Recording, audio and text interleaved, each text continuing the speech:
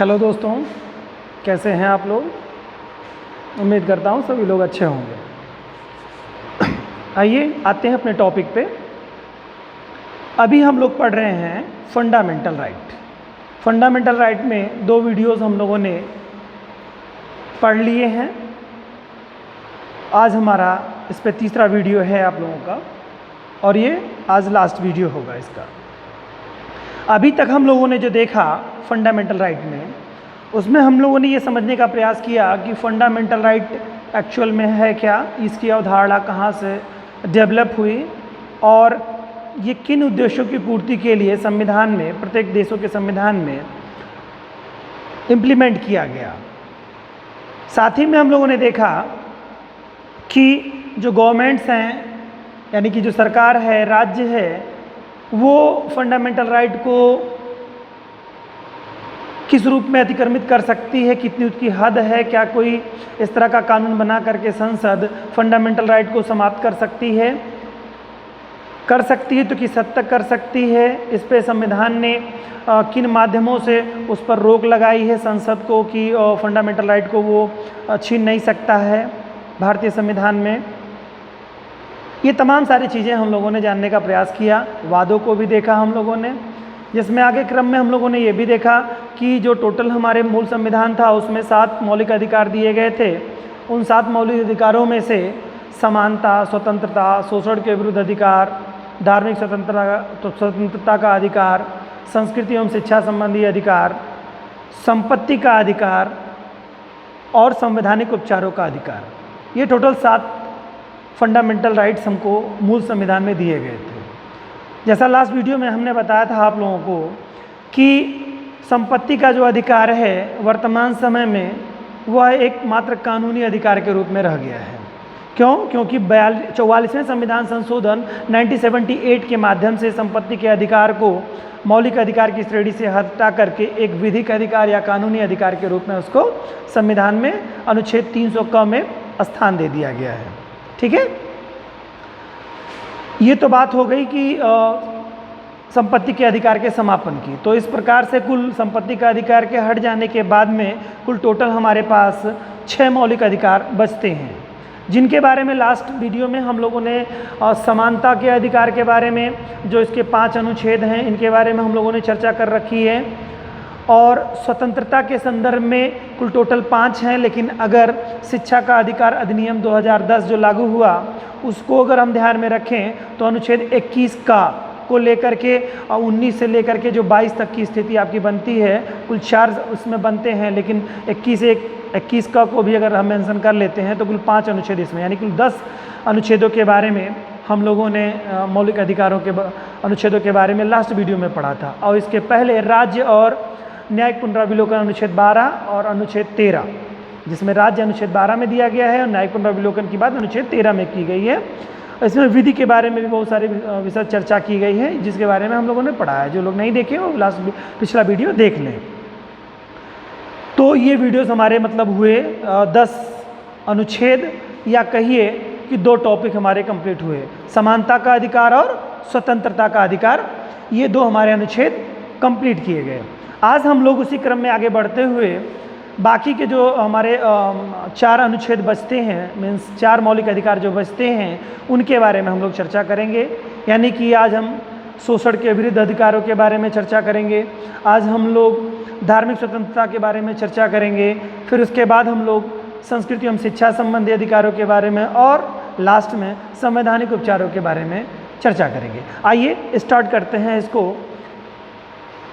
शोषण के विरुद्ध अधिकार के तहत, शोषण के विरुद्ध अधिकार अनुच्छेद 23 और 24 में वर्णित किया गया है। 2 अनुच्छेद ऐसे हैं जो कि शोषण के विरुद्ध अधिकार देते हैं। तो अनुच्छेद 23 और अनुच्छेद 24 ये 2 अनुच्छेद हैं। अनुच्छेद 23 के बारे में थोड़ा सा जान लें, फिर हम इसकी डिटेल करते हैं। अनुच्छेद 24 के बारे में थोड़ा संक्षिप्त रूप में जानें। अनुच्छेद जो 23 है, यह व्यक्ति के साथ दुर्व्यवहार और बलात्श्रम को रोकता है, प्रतिबंधित करता है। यानी किसी व्यक्ति को जबरदस्ती बलात्श्रम करके उसको दुर्व्यवहार के साथ करते हुए उसके साथ कार्य नहीं कराया जा सकता है। ये एक संक्षिप्त रूप में इसको अगर हम देखें तो इसको कह सकते हैं कि अनुच्छेद में इसमें यानी कि व्यक्तियों से रिलेटेड है। वहीं अनुच्छेद 24 के बारे में अगर हम देखते हैं तो वहाँ पर आपको जो बालक हैं यानी कि जो बच्चे हैं यानी कि जो बालिक नहीं हो पाए हैं 14 वर्ष से कम आयु के हैं, उनको संरक्षित करने का प्रयास किया गया है अनुच्छेद 24 के माध्यम से। यानी उनको संरक्षण दिया गया है कि 14 साल से कम उनके बच्चों को जटिल कार्यों में इन्वॉल्व नहीं किया जाएगा, यानी कि खतरे वाले कार्यों में इन्वॉल्व नहीं किया जाएगा, फैक्ट्री में किसी उद्योग धंधों में उन्हें इन्वॉल्व नहीं किया जाएगा। यह अनुच्छेद 24 और भी ज़्यादा शक्तिशाली हो जाता है जब शिक्षा का अधिकार अधिनियम 2010 यानी कि अनुच्छेद 21 का जब लागू होता है। अनुच्छेद 21 का के लागू हो जाने पर ये अनुच्छेद 24 जो है ये और ज़्यादा पावरफुल और शक्तिशाली हो जाता है, क्योंकि पहले इसमें बताया गया अनुच्छेद 24 में कि कोई व्यक्ति किसी बच्चे को जो 14 वर्ष से कम आयु का है उसको किसी कठोर वर्क में कार्य में इन्वॉल्व नहीं करेगा, या उसको कहिए कि फैक्ट्री में इंडस्ट्री में जहाँ पे रिस्क होते हैं, खतरे होते हैं, उन सब कार्यों में नहीं लगाएगा, या इस तरह की कहीं पे भी जहाँ पे बच्चे का बचपन छीनता हो और उसको खतरा हो वहाँ पे आप इसे किसी काम में इन्वॉल्व नहीं करेंगे। अगर करते हैं तो कानूनी तौर पे वो आप दोषी माने जाएंगे, और फिर जो संविधान में उसके खिलाफ जो कानून बने हैं वायलेंस करने पर वो उसके दोषी होंगे, आप उसके हकदार होंगे, फिर आपके हिसाब से सरकार उस पर कार्रवाई करेगी। लेकिन जब से शिक्षा का अधिकार अधिनियम लागू हुआ तब से ये और ज़्यादा इम्पॉर्टेंट हो गया, क्योंकि आप अगर काम करवा रहे हैं तो एक तो दोषी उसके बन रहे हैं, दूसरे दोषी आपने उस बच्चे का जो शिक्षा का अधिकार है उसमें भी आप छीनने में सहयोगी सिद्ध हो रहे हैं। तो ये इस तरह से है। तो 2 अधिकार इसमें दिए गए हैं। आइए इसकी थोड़ी चर्चा विशद रूप से करते हैं। जैसा कि हमने भी बताया कि आपको पहला जो अनुच्छेद 23 जो है यह व्यक्ति से के साथ दुर्व्यवहार और बलात्श्रम को निषेध करता है। तो किस तरह का बलात्श्रम और किस तरह के दुर्व्यवहार का निषेध करता है, इसके बारे में समय समय पर न्यायपालिका ने बहुत सारी बातें इसके बारे में बता रखी हैं, और वो समय के साथ वो संविधान में मेंशन होता चला गया है। ठीक है, न्यायपालिका के द्वारा, निर्णयों के द्वारा। आप लोग एक बात ये भी समझ लीजिए, हम लोग फंडामेंटल राइट के बारे में बात कर रहे हैं, और फंडामेंटल राइट आप जानते हैं कि अनुच्छेद 32 के माध्यम से सुप्रीम कोर्ट और अनुच्छेद 226 के माध्यम से हाई कोर्ट जो है इसको संरक्षण प्रदान करता है। किसको? फंडामेंटल राइट को। तो कोई भी व्यक्ति यानी कि न्यायपालिका क्या करेगी, समय समय पर इसके लिए कोई निर्देश गाइडलाइन जारी करेगी। यानी कि ये 2 न्यायालय जो आपके हैं, हाई कोर्ट और प्रत्येक राज्यों के हाई कोर्ट और केंद्र का सेंट्रल का सुप्रीम कोर्ट, ये अभिलेखीय न्यायालय होते हैं। अभिलेखीय न्यायालय वे न्यायालय कहलाते हैं जिन न्यायालयों में जिनके फैसले एक तरह से कहिए कानून के रूप में सुरक्षित रखे जाते हैं। अगर कोई फंडामेंटल राइट के प्रति, जैसे अब आप लोगों ने तमाम सारे वादों के बारे में लास्ट वीडियोस में देखा, उसमें आपने देखा कि केशवानंद भारती, लास्ट जो आपने वाद देखा था उसमें केशवानंद भारती बनाम केरल राज, उसके बाद मिनर्वा मिल्स है, उसके अलावा बहुत सारे ऐसे वाद हैं जिनके बारे में देखा जो कि सुप्रीम कोर्ट ने कुछ निर्देश दिए। तो सुप्रीम कोर्ट जब निर्देश देता है तो ये चूँकि सुप्रीम कोर्ट और प्रत्येक राज्यों के हाई कोर्ट या अभिलेखीय न्यायालय होते हैं फंडामेंटल राइट को लेकर के, और ये अगर कोई चीज़ डिसीजन किसी चीज़ पे देते हैं तो एक तरह से कानून बन जाता है। यानी उसी निर्णय के आधार पर अगले जो उसके बाद के कोई उस तरह के वाद आएंगे, विवाद आएंगे, तो उसको ध्यान में रख करके फैसले दिए जाएंगे।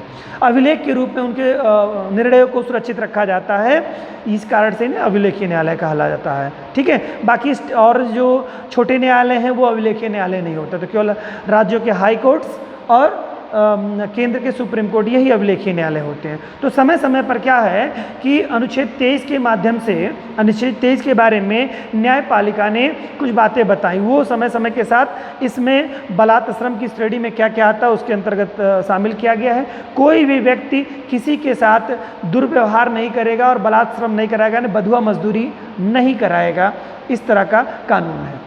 देखिए इसमें कहता क्या है, यह अनुच्छेद कहता है मानव दुर्व्यवहार कहिए या दुर्व्यापार, दो चीज़ें हैं इसमें। दुर्व्यवहार के साथ साथ उसे मूल रूप से इसमें दुर्व्यापार की बातें हैं। दुर्व्यापार मतलब यानी कि व्यक्तियों की खरीद फरोख्त होती है ना। पहले क्या होते थे, गुलाम, जैसे आपने हिस्ट्री पढ़ा होगा तो उसमें गुलाम के बारे में देखा होगा कि गुलामों को खरीद लिया जाता था। तो यहाँ पर दुर्व्यापार आप नहीं करेंगे उनका, है ना, किसी व्यक्ति को आप खरीदेंगे बेचेंगे नहीं। अगर ऐसा कुछ करते हैं, चाहे वो बच्चों को खरीदना फरोख्त करनी हो या व्यक्तियों की खरीद फरोख्त करनी हो या स्त्रियों की खरीद फरोख्त करनी है, ये गैर कानूनी कार्य है। ठीक है, तो ये इसी अनुच्छेद के अंतर्गत, दायरे के अंतर्गत आता है। तो किसी के मानव दुर्व्यापार नहीं करेंगे, बलात् श्रम आदि का प्रतिषेध करता है। इसमें क्या है, और एक चीज़ और भी है, यह जो आपका बलात् श्रम है, यह भारतीय संविधान में दूसरा ऐसा एक तरह से कहिए कि अनुच्छेद है या दूसरा एक कार्य है जिसको करने पर आपको मतलब दंडनीय अपराध की श्रेणी में आता है।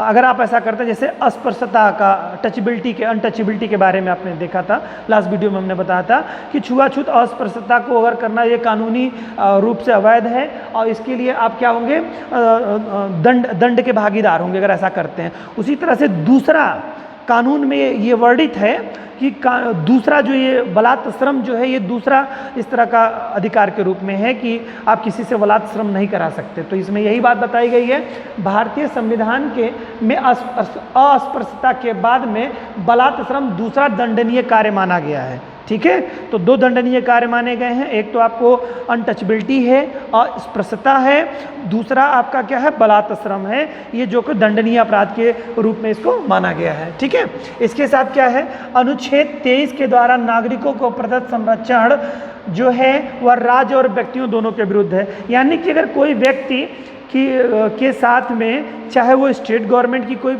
इकाई हो, स्टेट गवर्नमेंट हो या कोई, अब राज्य के अंतर्गत सेंट्रल और स्टेट दोनों आते हैं, कोई इकाई अगर किसी व्यक्ति का शोषण करती है, बलात् श्रम कराती है, तो ये प्रतिषेध है। कोई व्यक्ति अगर कराता है कोई, तो भी ये बलात् श्रम या कोई संस्था कराती है तो ये प्रतिबंधित किया गया है। मतलब यानी कि इसके दायरे में वे लोग भी आते हैं, है ना। ये चीज़ें इसमें बताई गई हैं। इसके अलावा एक चीज़ कही गई है कि जो व्यक्ति है ना, उसके अगर कोई दंड का हिस्सेदार, यानी कि कोई अपराध करता है और न्यायपालिका द्वारा उसे दंडित किया गया है, उसे बलात् श्रम जैसे कहा जाता है, सश्रम कारावास की सज़ा सुनाई गई है। फिल्मों में आपने देखा होगा कि उसमें बताया जाता है हीरो को या विलेन को कि उनको 14 साल की कठोर सज़ा का प्रावधान किया गया है, कैद मुशक्कत की सज़ा सुनाई जाती है, जिसमें उनमें कार्य कठोरता से कराए जाते हैं। तो वो इस श्रेणी के बाहर रहेगा, वो नहीं होगा, इस श्रेणी में नहीं रखा जाएगा। ठीक है, जो न्यायालय के द्वारा दंडित किया गया है उसके बारे में। तो आगे का क्या है, मानव दुर्व्यापार का अर्थ अत्यंत व्यापक है। समय समय पर न्यायपालिका ने इसके और बेगार को परिभाषित किया है। टाइम टाइम पर मैंने अभी आपको बताया था कि न्यायपालिका ने समय समय पर इसके बारे में वर्णित किया गया है कि क्या बेगार और क्या बलात् श्रम की श्रेणी में आएगा। तो देखिए क्या क्या आता है, दास प्रथा। अगर आपने कोई दास बना लिया है तो आप अनुच्छेद 23 के दोषी माने जाएंगे, ये ध्यान रहे आपको। बेगार अथा बलात् श्रम करेंगे तब भी अनुच्छेद 23 के आप दोषी माने जाएंगे। मनुष्यों का वस्तुओं की भांति क्रय विक्रय, यानी कि किसी व्यक्ति को आप खरीदते या बेचते हैं तो ये आपको अपराध की श्रेणी में आएगा। स्त्रियों बच्चों का अनैतिक व्यापार करते हैं आप, तो भी आप इसकी श्रेणी में आएंगे। जैसे आप लोग देखते हैं कि लोग देह व्यापार वगैरह की श्रेणी में आते हैं, तो कराते हैं, ज़बरदस्ती लोगों से कराते हैं, ऐसा आप लोगों ने सुन रखा होगा, तो वो भी इसी श्रेणी में आएगा। यानी कि बच्चे और जो महिलाएं हैं, इनके साथ अगर कोई इस तरह का कार्य करता हुआ पाया जाता है तो वो इसी श्रेणी में आपको, और भी अपराधों की श्रेणी में आएगा, लेकिन इसके साथ साथ भी वो इस अपराध की श्रेणी में भी आएगा कि ऐसा नहीं आप कर सकते हैं। क्लियर, ठीक है। तो ये है, और बधुआ मजदूरी नहीं करा सकते। तो ये तो कुछ महत्वपूर्ण बातें रही जो समय समय पे कोर्ट के द्वारा, सुप्रीम कोर्ट या हाई कोर्ट के द्वारा ये निर्देशित किया गया और परिभाषित किया गया, नहीं सुप्रीम कोर्ट के द्वारा ही, मूल रूप से आप समझेंगे। अनुच्छेद 23, ठीक है, किसी अपराधी व्यक्ति के द्वारा व्यक्ति से दंड स्वरूप कराए गए बलात् श्रम को निषिद्ध नहीं करता। यहाँ पर देखिए अपराधी व्यक्ति, तो अपराधी कौन होगा, जिसको न्यायालय के द्वारा दंडित कर दिया गया होगा, और बाकी कोई अपराधी व्यक्ति नहीं होता, वो विचाराधीन अपराधी की श्रेणी में आता है। यहाँ स्पष्ट रूप से अपराधी शब्द लिख रहा है, तो उसके साथ ये कार्य कराया जाएगा। ठीक है, वो मतलब ये इस जो कानून में दिया गया है बलात् श्रम, उसकी श्रेणी में ये नहीं आएंगे, वो अपराधी लोग नहीं आएंगे। तो कोई व्यक्ति, अगर कोई व्यक्ति स्वेच्छा से अतिरिक्त कार्य करता है, ठीक है, कोई व्यक्ति अपनी इच्छा से किसी के यहाँ एक्स्ट्रा वर्क करता है, ठीक है, तो वो भी बलात् श्रेणी के श्रम में नहीं आएगा। साथ ही साथ वो अगर वो चाहता है कि हम ये काम करें और वो खुद ही करना चाहता है तो वो कर सकता है, मतलब इसमें बलात्श्रम की श्रेणी में वो नहीं आएगा। अगर कोई स्वेच्छा से कोई कार्य करना चाहता है, किसी के यहाँ सेवा देना चाहता है, तो बलात्श्रम की श्रेणी में वो नहीं आएगा। जैसे आपने देखा होगा, बाहुबली मूवी देखी होगी, उसमें देख रहे थे ना कटप्पा के बारे में क्या था, उन्होंने क्या एक तरह से वो अपने आप को स्वेच्छा से वो उसमें आपने देखा होगा, तो उसमें बताया गया, उन्होंने यही कहा था ना कि मतलब वो राज्य के प्रति एकदम समर्पित थे। तो वो अगर उस तरह की श्रेणी आती है तो बलात्श्रम में नहीं आएगी आपको। ठीक है, आगे देखते हैं। इसमें और भी बातें बताई गई हैं। अनुच्छेद 23 का खंड 2 खंड 1 का अपवाद है, ठीक है, जिसमें क्या बताया गया, खंड 2 के अंतर्गत राज्य को सार्वजनिक प्रयोजनों हेतु अनिवार्य सेवा लागू करने का अधिकार है। देखिए इसमें क्या है, अनुच्छेद 23 दो खंडों में विभक्त है, अनुच्छेद 23(1) और 23(2), ठीक है।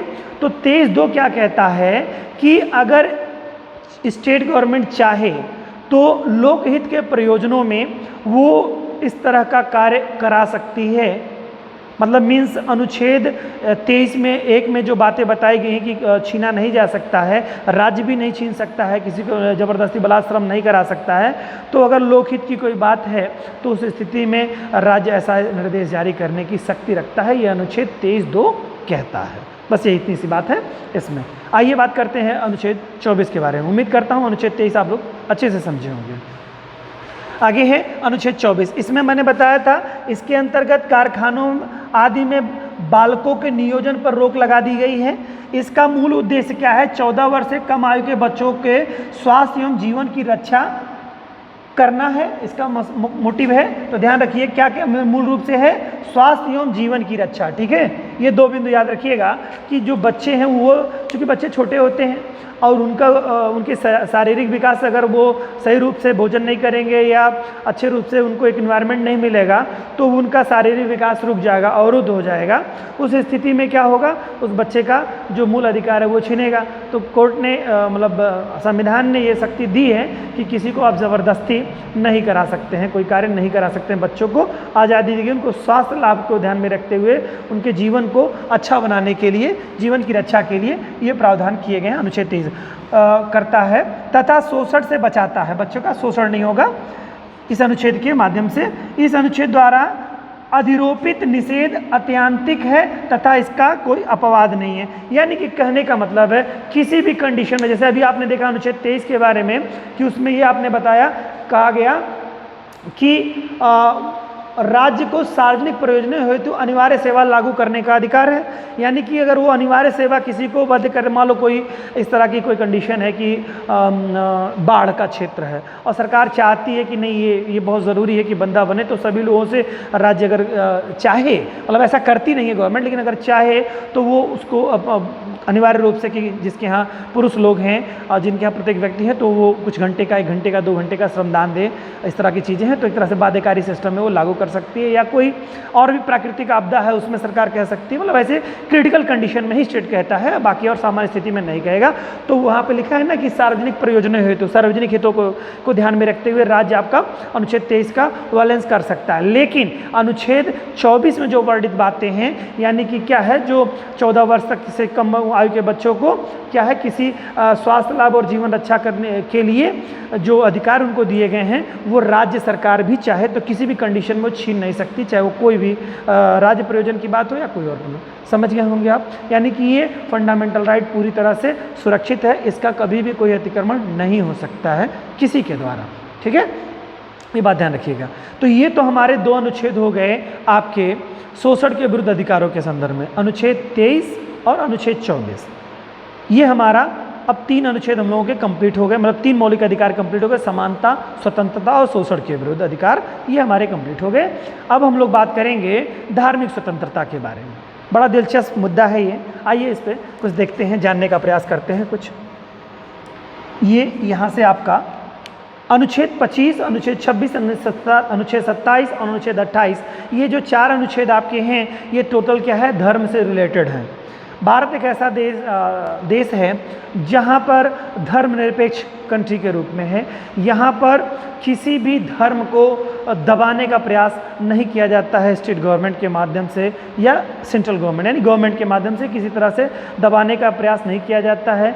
हम लोग पंथ निरपेक्ष हैं, हम किसी भी धर्म को मानने के लिए स्वतंत्र हैं। हम जब चाहें जिस धर्म का अगर अपनी स्वेच्छा से उस धर्म को स्वीकार कर सकते हैं, अगर उस धर्म में इस तरह की कुछ व्यवस्थाएं हैं तो हम उसको स्वीकार कर सकते हैं, और जब चाहें अपने धर्म का त्याग कर सकते हैं। ये हमको संविधान के द्वारा एक संक्षिप्त रूप में अगर हम देखें, बात करें तो ये अधिकार प्राप्त है। और इसके अलावा साथ ही साथ इतनी सारी बातें बताई गई हैं इसमें, अभी हम लोग बात करते हैं तो इसमें एक एक बिंदु पे हम लोग चर्चा करते हैं। तो देखते हैं क्या क्या कहता है अनुच्छेद 25 से जो स्टार्ट होता है। अनुच्छेद 25 क्या कहता है?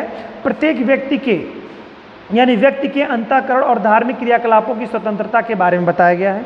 ध्यान से सुनिएगा, व्यक्ति के अंतःकरण और धार्मिक क्रियाकलाप की स्वतंत्रता के बारे में, यानी कि अनुच्छेद जो 25 है वह क्या कहता है कि व्यक्ति जो है वह स्वतंत्र है। किस चीज़ के लिए?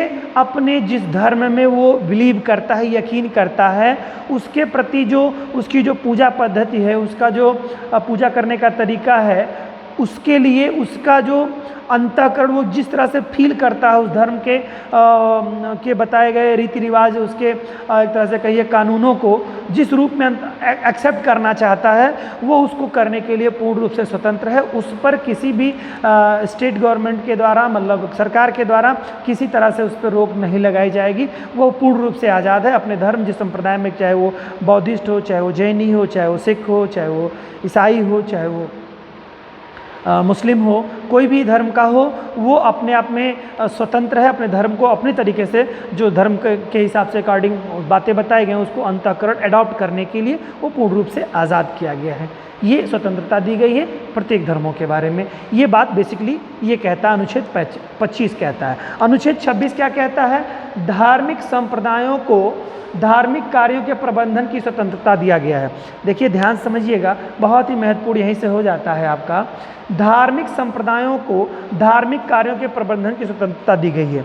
देखिए जो धर्म है वह कोई व्यक्ति नहीं चलाता है, समझ रहे हैं ना बात को, कि कोई व्यक्ति, हर व्यक्ति डिफाइन करता रहे किसी भी संप्रदाय का, चाहे वो किसी भी संप्रदाय से हो, तो वो उसके बारे में हर इंडिविजुअल व्यक्ति या मौलवी या कोई कहिए कि कोई गुरु या कोई पादरी या जो भी हैं वो एक निर्देश जारी करें, ऐसा नहीं होता है। और कि ये धर्म है इस तरह से होगा, ऐसा नहीं होता है। यहाँ पर बताने का जो प्रयास किया गया है धर्म संप्रदायों, तो धर्म संप्रदायों में मीन्स ये है कि जो धर्म संप्रदाय जैसे रामकृष्ण मिशन आप, या कोई इकाई होती है, कोई संस्था है, जैसे कोई ट्रस्ट के थ्रू कोई संस्था बनी हुई है, ठीक है, जैसे माँ वैष्णो देवी ट्रस्ट, ऐसे बहुत सारे, साईं बाबा ट्रस्ट, ऐसे बहुत सारे में आप गुरुद्वारा ट्रस्ट आप देखेंगे। तो ये जो ट्रस्ट हैं इन लोगों को ये शक्ति दी गई है, ना कि किसी व्यक्ति को दी गई है शक्ति, ठीक है। ये लोग क्या कर सकते हैं? धार्मिक संप्रदायों को धार्मिक कार्यों के प्रबंधन की स्वतंत्रता, वो कार्यों को, धर्म के कार्यों को प्रबंधित सिस्टमेटिक करने का उनके पास जो है क्या है, पावर दी गई है, ना कि किसी व्यक्ति को पावर दी गई है। लेकिन ये बात ध्यान रहे, ये किनको दी गई है? धार्मिक संप्रदायों को। अब धार्मिक संप्रदाय जो भी होंगे वो आपके दिमाग में होना चाहिए, वो गवर्नमेंट नहीं होंगे, सरकारी नहीं होंगी। क्यों? क्योंकि भारत एक धर्मनिरपेक्ष या पंथ निरपेक्ष राष्ट्र है, तो वो धर्म संप्रदाय भारत का हो ही नहीं सकता। मतलब मीन्स भारत का नहीं हो सकता का मेरा मतलब है कि भारत सरकार का नहीं हो सकता है, भारत का तो होगा ही।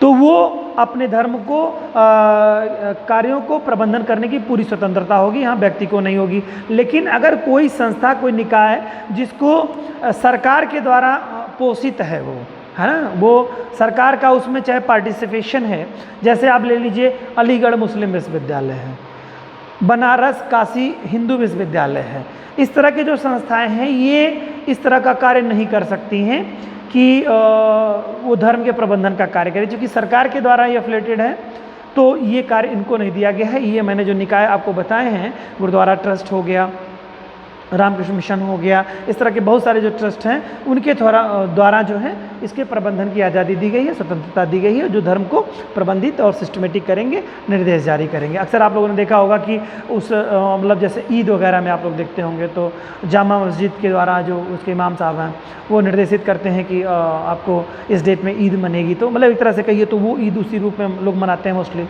है ना। और मस्जिद आप देखेंगे तो बहुत सारी जगहों पे आपकी छोटी छोटी मस्जिदें आपको मिलेंगी हर जगह पे, तो वो एक बड़ा एक तरह से कहिए एक निकाय के रूप में वहाँ निर्देशित करते हैं। उसी तरह से गुरुद्वारा ट्रस्ट है, तो वो बड़े वहाँ पर जो स्वर्ण मंदिर में से जो ट्रस्ट है वो शायद कोई निर्देश जारी करें तो वो संभवतः इस रूप में ऐसे लागू होगा। तो ये इस रूप में आपको इसको समझने की ज़रूरत है, ठीक है। तो ये प्रबंधन की हो गया। अनुच्छेद 26 आपका ये कहता है धर्म संप्रदायों के धार्मिक कार्यों के प्रबंधन की स्वतंत्रता प्रदान करता है, ठीक है। आगे देखते हैं अनुच्छेद 27 में क्या बात बताई गई है। धर्म की अभिवृद्धि हेतु करों से छूट की स्वतंत्रता दी गई है। धर्म की अभिवृद्धि के लिए ध्यान से सुनिएगा, बड़ा मज़ेदार है ये, करों से छूट की स्वतंत्रता दी गई है। इसमें बताया गया है कि देखिए पहली चीज़ तो किसी व्यक्ति को धार्मिक कार्य के लिए पैसे देने के लिए, चंदा देने के लिए वो बाध्य नहीं किया जाएगा। इस अनुच्छेद में ये बात वर्णित है। लेकिन इसमें यह भी बात वर्णित की गई है कि अगर जैसे धर्म संप्रदायों के जो अनुयायी लोग मतलब के जो संस्था है वह चाहे तो क्या कर सकती है कि धन अपने धर्म संप्रदाय को बढ़ाने के लिए, विकसित करने के लिए, प्रचार प्रसार करने के लिए वह धन का प्रबंधन कर सकती है। कोई व्यक्ति अगर चाहे तो स्वेच्छा से उसमें धन डोनेट कर सकता है, लेकिन बाध्यकारी वो संस्था नहीं कर सकती किसी से धन लेने के लिए। और वे संस्था क्या करती हैं, जैसे सरकारें हैं, जैसे भारत सरकार है, भारत सरकार क्या करती है, जैसे भारत में देखेंगे तो हर संप्रदाय के लोग रहते हैं। यहाँ पर क्या होता है कि जैसे कुंभ का लगता है, जो कुंभ का मेला, उसमें देखते हैं आप लोगों ने बिलास जो कुंभ भी था आपका है, तो उसमें आपने देखा कि सरकार पूरी तरह से प्रबंधन करती है, धन उपलब्ध कराती है कि लोग वहाँ पर आसानी से, जो लोगों की आस्था है धर्म की, अपने धर्म के प्रति, हिंदू धर्म में, वो उनको पूरी हो सके। तो उसमें सरकार क्या कुछ धन उपलब्ध कराती है और उनको सुविधाएं, फैसिलिटी प्रदान करती है। उसी तरह से अगर हम देखें तो जो भाई हमारे हज के लिए जाते हैं, मक्का मदीना जाते हैं, उनको मुस्लिम संप्रदाय में सरकार उनको हज सब्सिडी देती है। इसी तरह से गुरुद्वारा ट्रस्ट में भी सरकारें पैसा देती हैं उनको करने के लिए। तो वो सरकारें मतलब चूँकि भारत धर्मनिरपेक्ष राष्ट्र है तो वो इस तरह की सरकार पैसा दे सकती है उस धर्म को एक तरह से कहिए कि बेहतर करने के लिए। चूँकि भारत सरकार क्या है कि वो एक उसका तो कोई पर्सनली कोई पर्टिकुलर कोई धर्म है नहीं, तो धर्म ना होने की स्थिति में वो समान व्यवहार सबके साथ करती है कि वो चूँकि भारत के लोग उसमें रहते हैं, उस संप्रदाय को मानते हैं, तो भारत के लोगों को ध्यान में रखते हुए सरकार अपने समय समय पे उसके धर्मों के प्रति अपनी आस्था व्यक्त करती रहती है और अपनी चीज़ें उसमें सरकारी धन से उसको उसकी एक तरह से कहिए पोषित करने का प्रयास करती है सभी धर्मों के प्रति, ना कि किसी इंडिविजुअल धर्म के प्रति। इस तरह की चीज़ होती है, ठीक है। तो वही चीज़ें हैं, धार्मिक अभिवृद्धि हेतु छूट, करों में छूट करने की स्वतंत्रता दी गई है। दूसरी चीज़ है कि करों में छूट यानी कि टैक्सेज वगैरह, यानी कि जो धन वगैरह जो दिए जाते हैं ट्रस्ट वगैरह को, तो ट्रस्ट वगैरह इसमें आपने देखा जो कोरोना पीरियड में आप देख रहे थे, जितने भी ट्रस्ट आप लोगों ने देखे होंगे वो बड़े पैमाने पर लंगर वगैरह आयोजित करते थे, सैनिटाइजर बांटने का, मास्क बांटने का और भी तमाम सारी चीज़ों का वो प्रयास करते थे। तो वो सब क्या होता है, सरकार के द्वारा उनको इसी कारण से छूट दी जाती है कि वो चूँकि लोकहित में कार्य करती है, संस्थाएं जो होती हैं वो समाज के हितों में कार्य करते हैं, इस नाते सरकार इनके करों पर काफ़ी हद तक छूट देती है इनको, चूँकि ये इस रूप में कार्य इसको करते हैं। जैसे अभी इतना सरकार कितने जगहों पर व्यवस्था कर रही थी लेकिन वो भी पूर्ण नहीं पड़ रहा था, तो लोग जो और संप्रदाय के लोग हैं, उनके जो धार्मिक संस्थाएं हैं वो इसमें इन्वॉल्व होकर के बढ़ चढ़ करके बड़े पैमाने पर कार्य कर रही थी। तो इस नाते उनको करों में, टैक्सों वगैरह में, इस नाते गवर्नमेंट धर्म के प्रचार प्रसार के लिए छूट देती है, धर्म की अभिवृद्धि के लिए, विकास के लिए छूट देती है, ठीक है। तो अनुच्छेद 27 था ये। अनुच्छेद 28 क्या कहता है, शिक्षण संस्थानों में धार्मिक स्वतंत्रता सुनिश्चित करता है। यानी कि यहाँ पर देखिए कोई संप्रदाय है उसको लगता है कि अपनी भाषा, लिपि और संस्कृति को संरक्षित करना है, चाहे वो सिख कम्युनिटी हो, चाहे वो ईसाई कम्युनिटी हो, चाहे वो मुस्लिम कम्युनिटी हो। मैं बात यहाँ अल्पसंख्यकों की होगी, है ना, मूल रूप से यहाँ अल्पसंख्यकों की, चूँकि इन्हीं की भाषा, लिपि और इनकी संस्कृति को संरक्षित करने के लिए ही इनको अल्पसंख्यकों की श्रेणी में रखा गया है।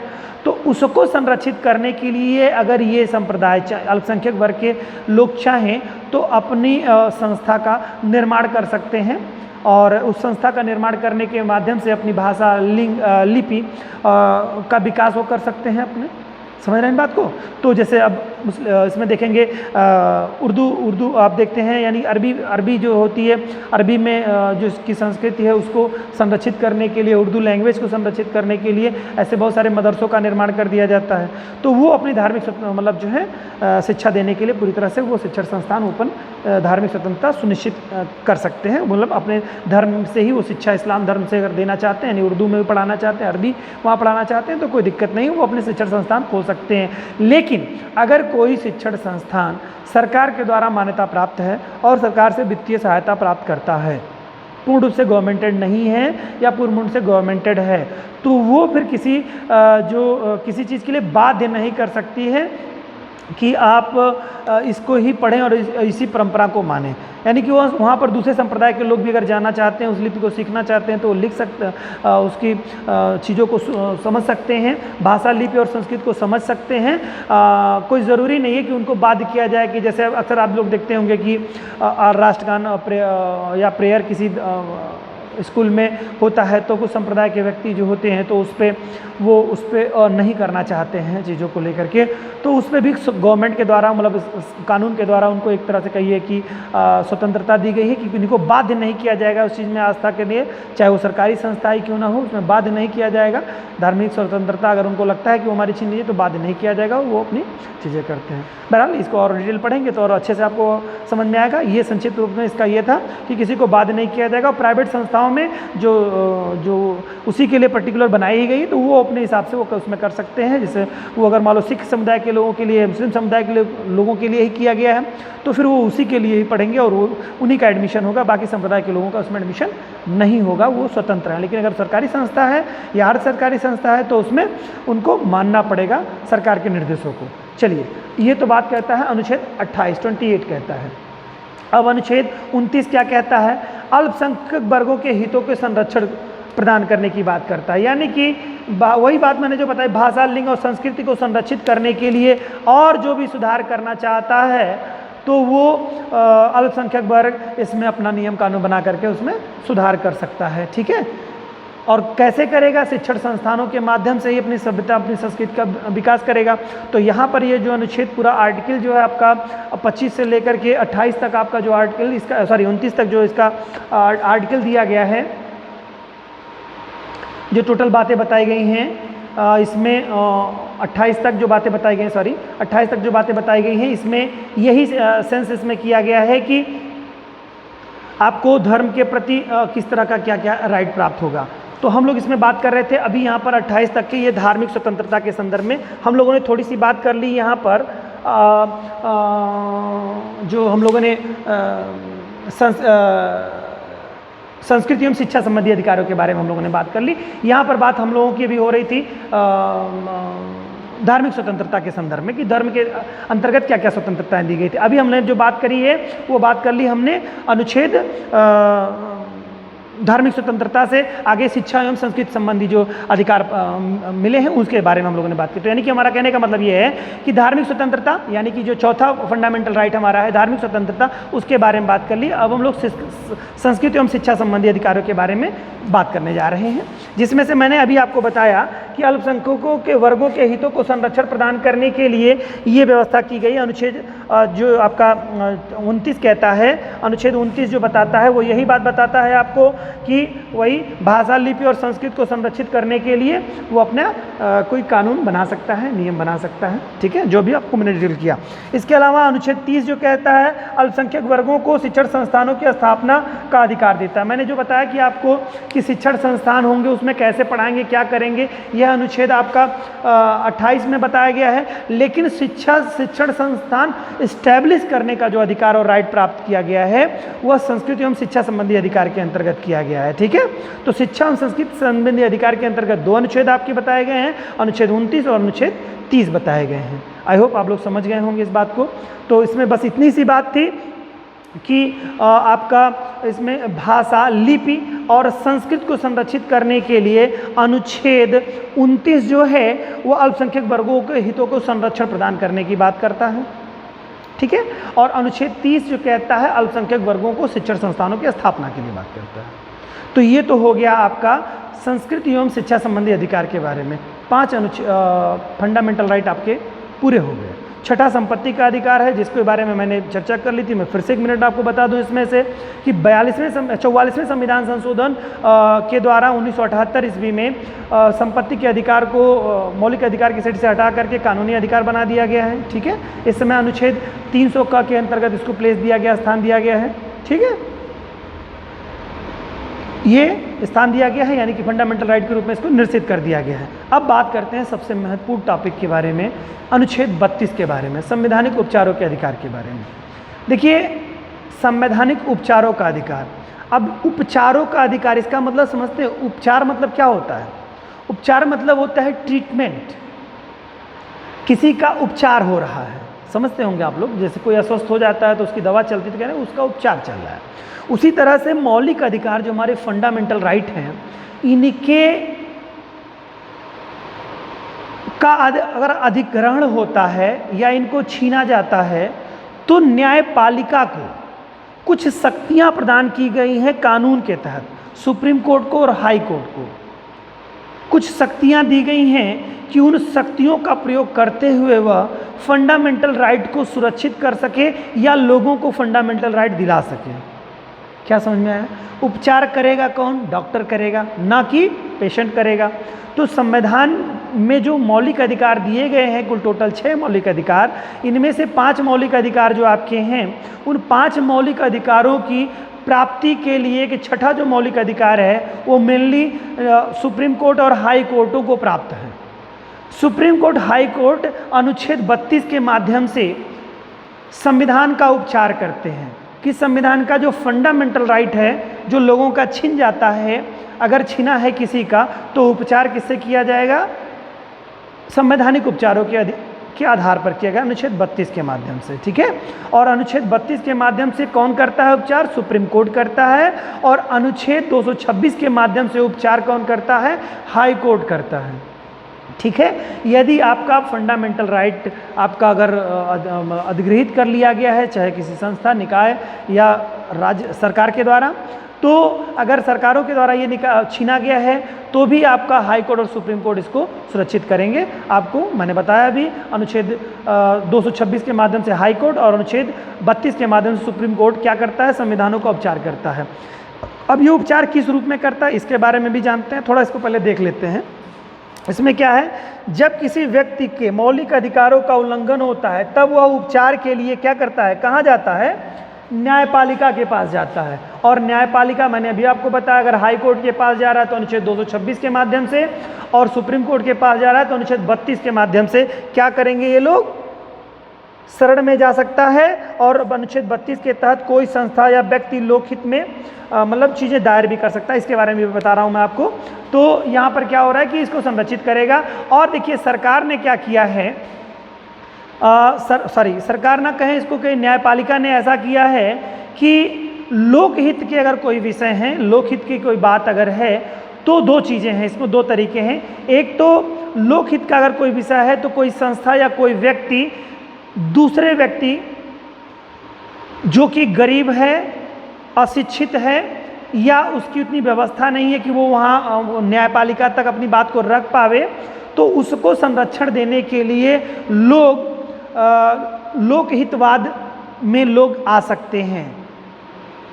ठीक है, PIL, public interest litigation, PIL जिसे कहते हैं, के माध्यम, लोकहितवाद जिसे कहते हैं, लोकहितवाद के माध्यम से कोर्ट सुन लेगा, यानी हाई कोर्ट और सुप्रीम कोर्ट लोकहितवाद के विषयों को किसी संस्था या व्यक्ति के माध्यम से, जो कमज़ोर व्यक्ति है, जो नहीं न्यायपालिका के पास अपनी बात को रख पा रहा है, उसके माध्यम से सुन करके और उसके मौलिक अधिकारों की रक्षा कर सकता है।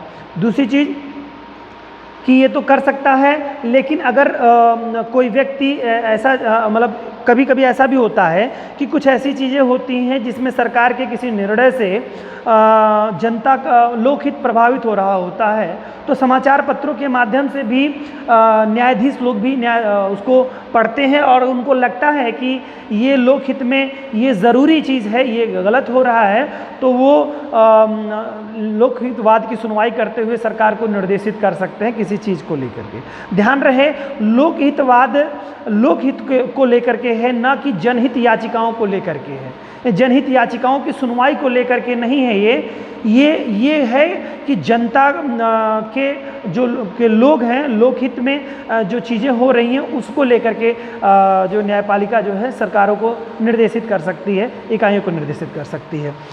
इसमें है क्या, अनुच्छेद 32(2) के तहत कुछ बातें बताई गई हैं, जिसके तहत जो है सुप्रीम कोर्ट मूल अधिकारों के प्रवर्तन के लिए 5 प्रकार के उपचार कर सकता है। ठीक है, 5 प्रकार के उपचार कर सकता है। किसके माध्यम से? रीट के माध्यम से।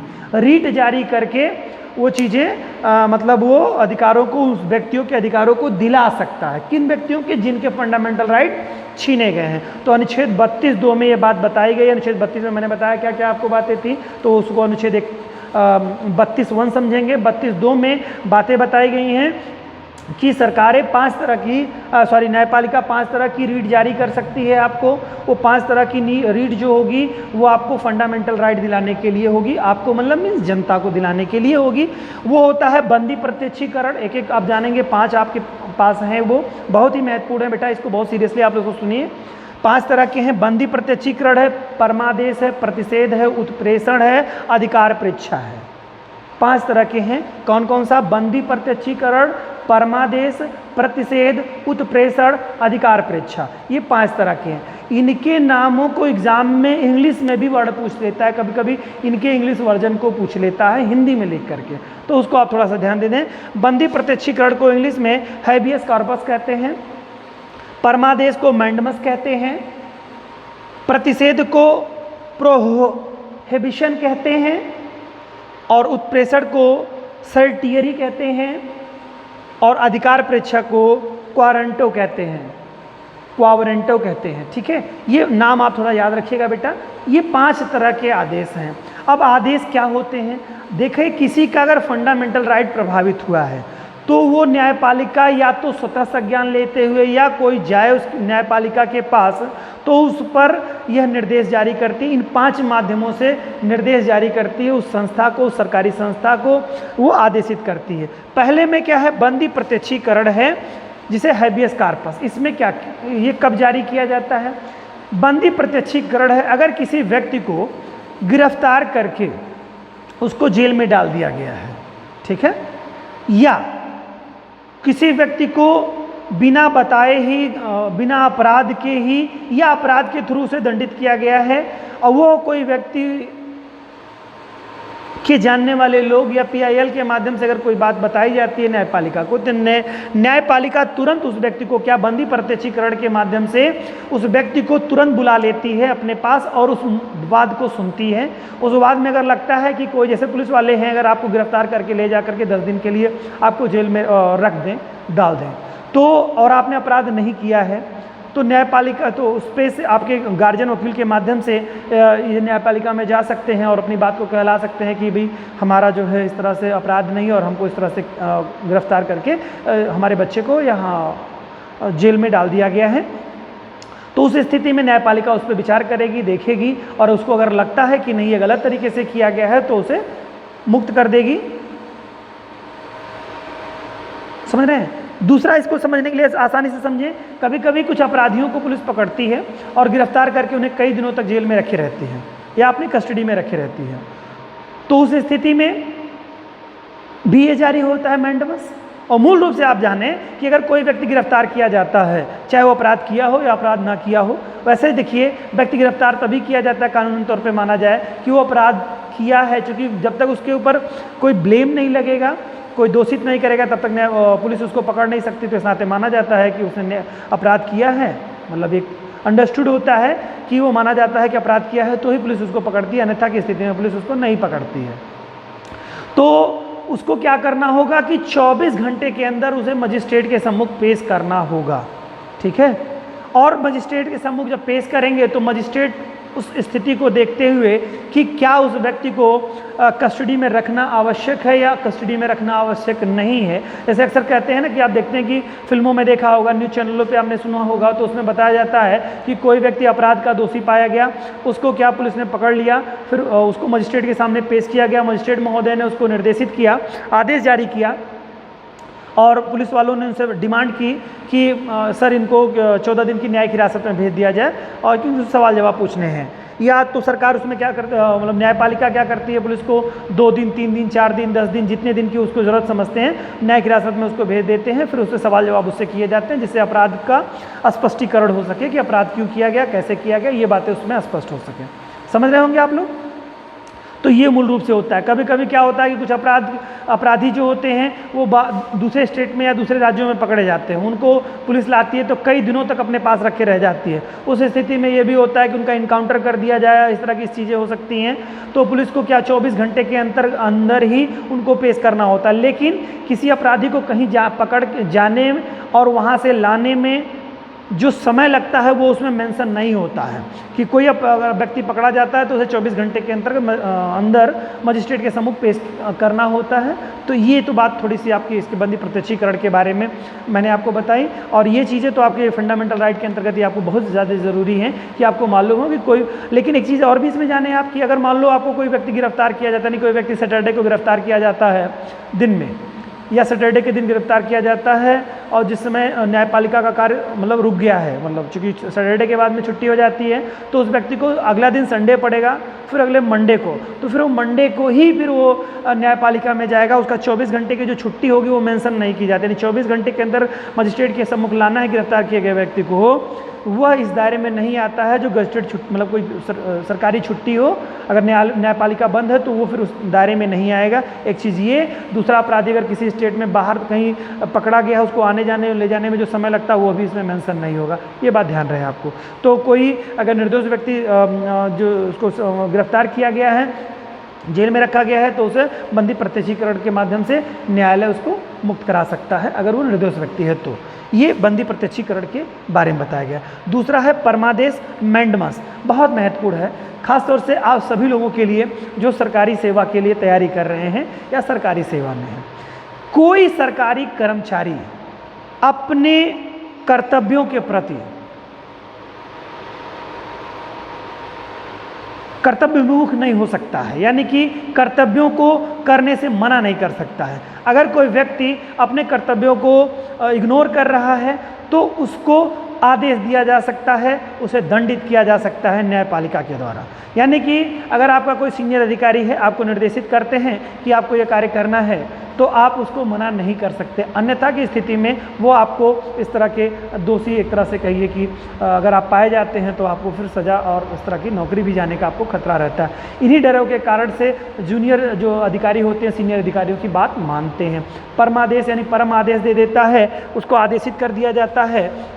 या कोई अधिकारी, दूसरी तरह से यह भी आप समझेंगे तो ये तो वहाँ पर मैंने सरकारी कर्मचारी के संदर्भ में बता दिया। लेकिन अगर कोई सरकारी लोकहित का कर्मचारी है, वो कोई लोकहित का कोई कार्य है, जनता के हित का कोई कार्य है, वह जानबूझ करके वो इग्नोर कर रहा है या नहीं कर रहा है, नहीं करना चाह रहा है, तो उस पर सरकार को, ये सरकार के कर्मचारी को, यानी कि जो अधिकारी है वह उसको या सरकार को वह निर्देशित कर सकती है। कौन? न्यायपालिका निर्देशित कर सकती है कि यह कार्य हो जाना चाहिए, ये कार्य करिए आप। समझ में आ रही बात? तो परमादेश में यही बात बताई गई है। सरकारी अधिकारी को सरकारी कार्य की उपेक्षा या इनकार करने के स्थिति में न्यायपालिका द्वारा मतलब उसमें उसको आदेशित कर दिया जाता है। इसमें थोड़ा सा इसका उदाहरण के रूप में आपको बता दूं, जैसे कभी कभी होता है कि कुछ मैनेजमेंट कॉलेजों में आप देखते हैं टीजीटी के थ्रू लोग ज्वाइनिंग पा जाते हैं, मतलब उनको विद्यालय अलॉट हो जाता है, लेकिन विद्यालय प्रबंधन क्या करता है, उसको कहता है कि नहीं, हम नहीं, हमारे यहाँ सीट नहीं है, हम आपको नहीं स्थान देंगे। तो उस स्थिति में क्या होता है कि लोग कोर्ट चले जाते हैं। कोर्ट क्या करता है, उस संस्था, उस निकाय को निर्देशित करता है कि इसमें मैंडमस के माध्यम से, परमादेश के आधार निर्देशित करता है कि इस व्यक्ति को वो कार्य ज्वाइन कराया जाए। ठीक है, उस निकाय को, यानी कि जो प्रधानाध्यापक या जो भी उसके प्रिंसिपल या मैनेजमेंट इकाई होती है उसको निर्देशित किया जाता है कि आप इसको करें। यानी कि न्यायालय का आदेश होता है कि सरकारी कार्य को जो सरकारी कर्मचारी है वो नहीं कर रहा है, उसको आदेशित किया जाता है। ठीक है, ऐसे है। और अगला है प्रतिषेध, जिसे प्रोहिबिशन कहते हैं, और उत्प्रेषण। देखिए ये दो बहुत ही महत्वपूर्ण है, प्रतिषेध और उत्प्रेषण। लोग मोस्टली इसमें कंफ्यूज होते रहते हैं कि प्रतिषेध क्या है और उत्प्रेषण क्या है।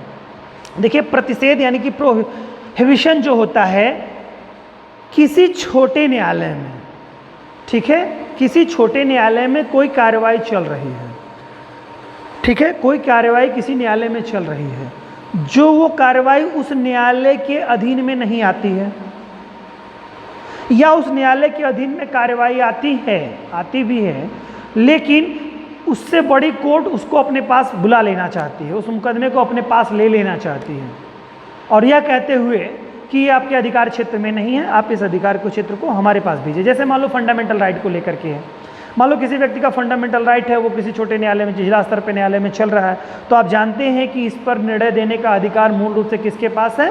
सुप्रीम कोर्ट और हाई कोर्ट के। तो हाई कोर्ट उसको अपने पास मांग सकता है, ठीक है, उसको अपने पास मांग सकता है। तो इसमें यही बताया कि इसमें न्यायालय में कार्रवाई चल रही हो, उसके रोकने की शक्ति है कि आप रोकिए और हमारे पास इसको भेज दीजिए, स्थानांतरित कर दीजिए, ठीक है, और रोकने की इसको शक्ति है। तो ये बात ध्यान रखिएगा कि कोई कार्रवाई चल रही है, अंडर प्रोसेस है, तब न्यायपालिका क्या करती है? कौन सी रीट जारी करती है? प्रतिषेध, ठीक है, प्रतिषेध यानी रोक लगाती है, जिसे प्रोहिबिशन कहते हैं, वो करती है। लेकिन अगर किसी कोर्ट के द्वारा कोई निर्णय दिया जा चुका है, कोई निर्णय दिया जा चुका है, तो उस निर्णय के को बदलने के लिए कि भाई आपने इसको कैसे देख लिया, ये आपके अधिकार क्षेत्र में ही नहीं था, आपने इस पर कैसे निर्णय दिया, ये वाद हमारे पास भेजिए, तो उससे बड़ा न्यायालय अपने पास उसको बुला लेता है। तो वह जो क्या कहलाता है? उत्प्रेषण कहलाता है।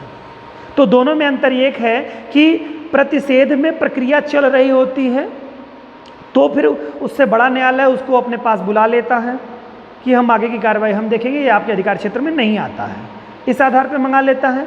दूसरी चीज़ होती है कि न्यायपालिका ने आपने निर्णय दे दिया जो आपके अधिकार क्षेत्र में ही नहीं था, तो वो उसको मंगा लेता है। तो दोनों में प्रतिषेध में पहले वाले को प्रतिषेध कहेंगे, बाद वाले को उत्प्रेषण, यानी उत्प्रेषण में कार्रवाई कंप्लीट हो चुकी है और प्रतिषेध में कार्रवाई छोटे न्यायालय में चल रही है। दोनों में डिफरेंस समझ में आ गया होगा आप लोगों को, आई होप, कि दोनों में क्या अंतर है, ठीक है। तो एक में कार्रवाई चल रही होती है तो उसको बुलाया जाता है, उसे कहते हैं प्रतिषेध यानी प्रोहिबिशन कहलाता है।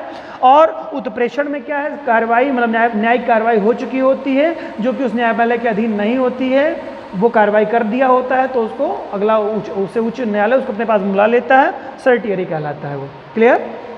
अब अगला है अधिकार परीक्षा, अधिकार परीक्षा।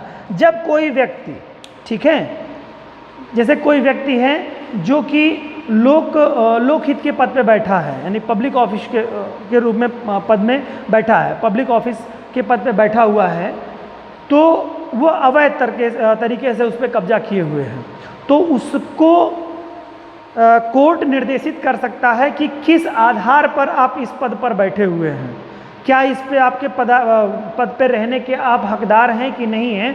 उस आधार पर अगर वो अपनी बात को न्यायपालिका के सम्मुख स्पष्ट नहीं कर पाते हैं कि हमें इस आधार के तहत हम इस पद पर, लोकहित के पद पर हम नियुक्त हैं, पद ले करके बैठे हुए हैं। जैसे आपने देखा होगा बहुत सारी ऐसी संस्थाएं होती हैं, यहाँ पे प्राइवेट संस्थाओं के बारे में मैं बात नहीं कर रहा हूँ, यहाँ पर जैसे कुछ सार्वजनिक उपक्रम की संस्थाएं हैं, तमाम सारी चीज़ें ऐसे हैं जिन पदों पे बैठे हुए होते हैं। जैसे टाटा, रतन टाटा के वगैरह के बारे में आप देखेंगे तो उनको मैनेजमेंट लोग को लेकर के ऐसी चीज़ें हैं। या इसके अलावा आप बात कर सकते हैं इसमें लोक पद, यानी कि कोई ऐसा पद है जहाँ पे जनता का उससे हित अहित होने वाला, खैर तो प्राइवेट संस्थाओं के बारे में, यहाँ जनता के हित और अहित के बारे में जहाँ पे आप निर्णय ले सकते हैं। अगर उस पद पे आप आसीन हैं और उस पद के आप डिज़र्व नहीं करते, उसकी रिक्वायरमेंट को फुलफिल नहीं करते हैं, पूरा नहीं करते हैं, तो न्यायपालिका इससे आपको एक आदेश जारी करके आपसे पूछ सकती है। और अगर आप उसको संतुष्ट नहीं कर पाते हैं, न्यायपालिका को आप अपनी बात को स्पष्ट नहीं कर पाते हैं कि उस पद के आप हकदार हैं वास्तव में, ये सिद्ध नहीं कर पाते हैं, तो आपका पद छीन लिया जाएगा।